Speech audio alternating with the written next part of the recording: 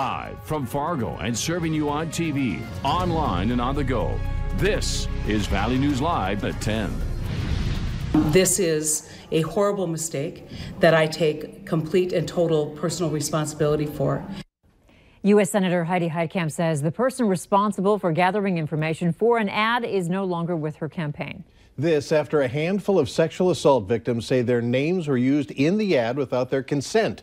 On top of that, names of people who claim they weren't even victims of sexual abuse were also included in that ad.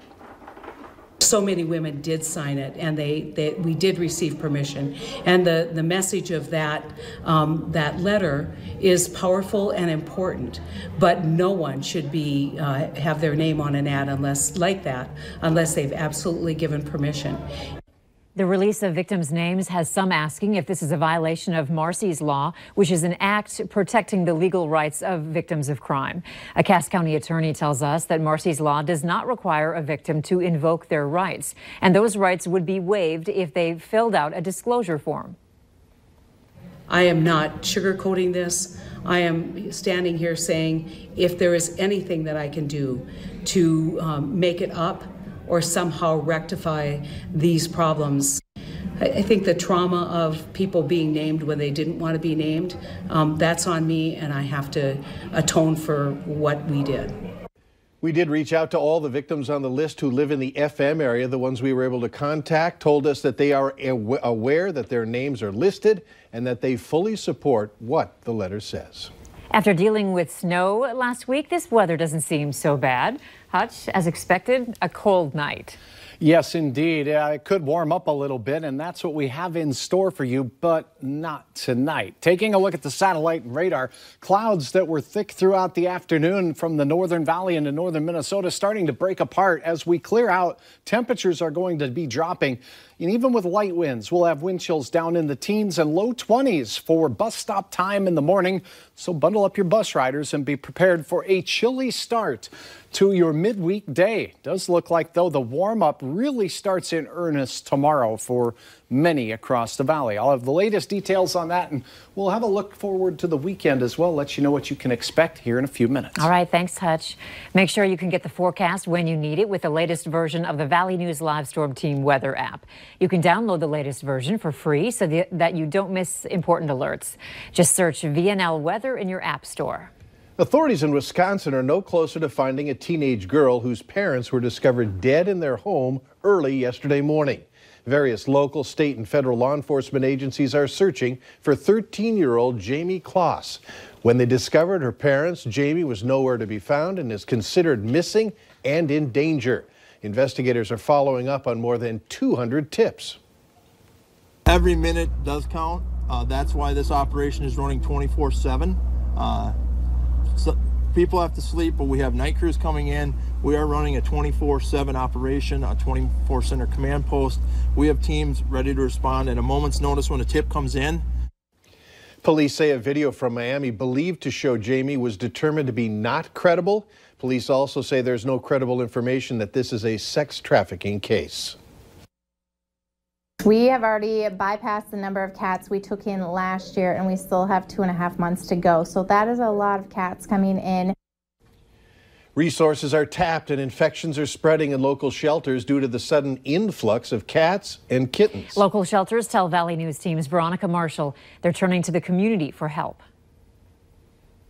Meet Spooky. He's just one of hundreds of cats looking for a home. The pounds are just full. The Fargo pound is full right now. The Moorhead pound is full right now. In our care, we've got 130 cats, so that's above where we should be. Normally, we try to stick around 60 to 70. Local shelters are overwhelmed with cats and kittens. It's draining their supplies and could cost the animals their lives. When you have that high number, you do have more upper respiratory because it gets into the air and there's no way to stop it. We're medicating a lot. I mean, the cost to the shelter for medications alone is it skyrockets this time of year. We've gone 6 years with no adoptable animals being euthanized in the pounds, and so we don't want that to start again. One reason behind the population explosion is the changing of the season. The shelter and animal control officers say people are turning the cats in now so they don't freeze over the winter. But when everyone has the same idea at the same time, it creates a burden on local resources. We only have so much space and we're busting at the seams and our fosters are full. Now, shelters are asking the community to step up and help out. Specifically foster homes, barn homes for some of our barn cats, adopters for our normal house cats, as well as supplies like food, as well as monetary donations to cover the vet costs of all these incoming animals. So cats like Spooky have a better chance at finding their forever homes. They definitely make it worth it because you can tell that they care a lot and that they're very thankful that they're here rather than out. And it's starting to get very cold. In Fargo, Veronica Marshall, Valley News Live. Shelters across the area are offering reduced adoption fees to help the cats find their forever homes. For more details on the special offers or to look at the available cats and kittens, head to our website, valleynewslive.com. The driver of a car involved in a crash that killed a 22-year-old man near Mapleton is now facing aggravated reckless driving charges. 22-year-old Levi Almaris of West Fargo pleaded not guilty to the misdemeanor charge. That crash happened after Almaris went through an intersection and hit a van carrying a basketball team. Cameron Bolton died in that crash. Officials say the sentencing date has been set for the man found guilty of kidnapping Savannah Graywind. William Hain is scheduled to be sentenced October 29th at 11 in the morning. Hain pleaded guilty to conspiring to commit kidnapping and to lying to police in the death of Graywind, but was acquitted of conspiracy to commit murder. Graywind was 8 months pregnant when she disappeared from her North Fargo apartment building on August 19th of last year. Brooke Cruz pleaded guilty to conspiracy to commit murder, conspiracy to commit kidnapping, and lying to police. She is serving a life sentence without parole. Arvig has discovered an unauthorized third party called Doxon that's processing payments for Arvig customers with a fee.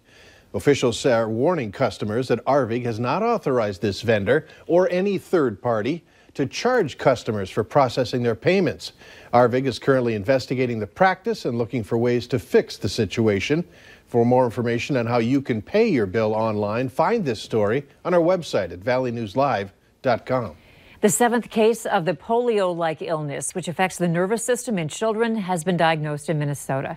The Minnesota Department of Health says the case is under review and it isn't releasing whether the child is in the hospital. The CDC says there are now 62 cases across 22 states this year. The 7 Minnesota cases have been reported from all across the state, and all cases were children under age 10. Acute flaccid myelitis, or AFM, is a rare condition that affects the nervous system, causing muscle weakness.